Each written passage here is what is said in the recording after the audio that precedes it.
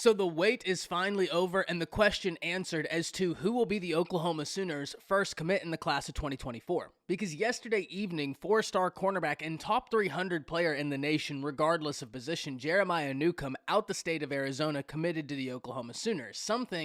Something we have got to break down. But before we can, as always, y'all know the drill. I have got to hear from you. Hop down to the comments, give me a Y for yes or an N for no. Do you believe now that Oklahoma got that first commit, we're about to see an avalanche of commitments follow? Let me know what you're thinking. If you're new to the channel, be sure to subscribe. Hit that bell notification as I do constant college football content. You don't want to miss any of it. And if you enjoyed the content, be sure to like and comment down below. Those interactions seem small, but they truly are massive. And we're on a push to 20,000 subscribers. I'd love to have you a part of this unbelievable community. But having said all that, let's jump right into this. And as I stated in the intro, the long wait and guessing game as to who the Oklahoma Sooners first commit in the class of 2024 is now finished, as Jeremiah Newcombe has inserted his name as the first name on the list for 2024. And this is a great place for the Sooners to start. First and foremost, Brandon Hall and Jay Valai got an excellent win here, as Jeremiah Newcombe is an individual who, once you start watching his film, there's a lot to like. He stands 5'11", 175 pounds,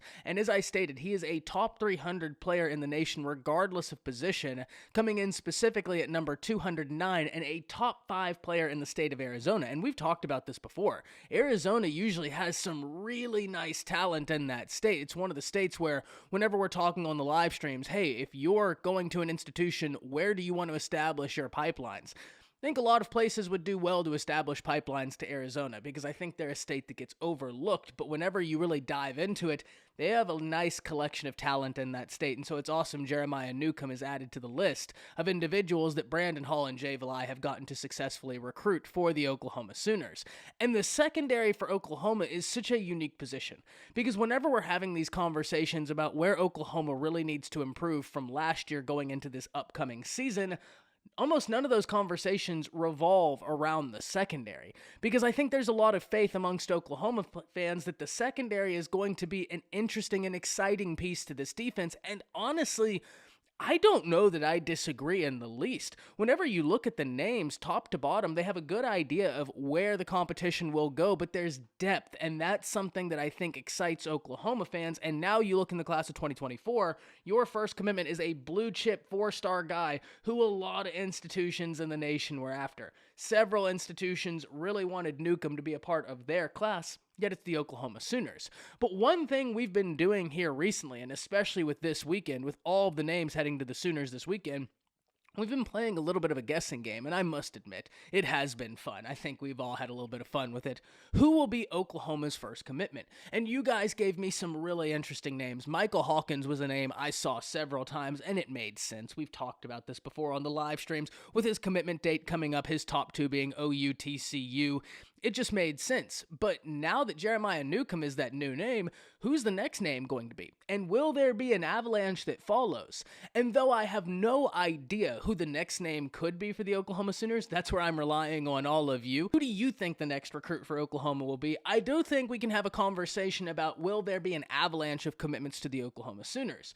Because if you've been sitting back and watching, you'll notice there seems to be a lot of pressure around Oklahoma right now. And I don't mean pressure in the manner that so many of you are thinking I mean pressure. So many of you just heard me say there's pressure around Oklahoma, and you're thinking, oh, there's pressure on Brent Venables to succeed, but he just got there. That's not my contention at all. Brent Venables, he's going into year 2. It's his first year as a head coach. There's not pressure on him. The only pressure on him is the winning culture that Oklahoma has sustained and wanting to be able to maintain that. But there's not pressure in terms of job security for Brent Venables. At least there better not be. When I say pressure, I mean it feels like something is about to pop in a good way.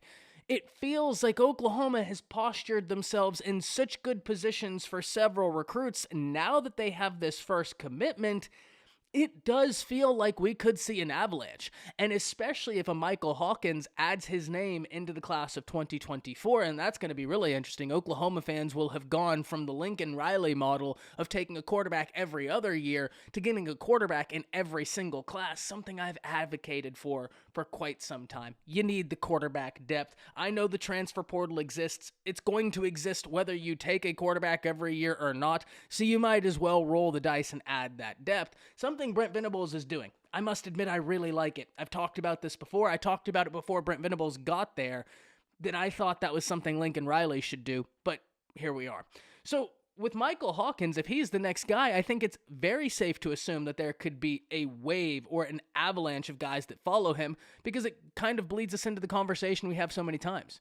You get a blue chip quarterback that commits to your class, those guys tend to galvanize the class. Those guys tend to have other guys follow. And don't look now, but Parker Thune of 24/7 Sports, unbelievable college football analyst and recruiting expert, he has inserted a crystal ball for 5-star tight end Devon Mitchell, someone we just talked about this week.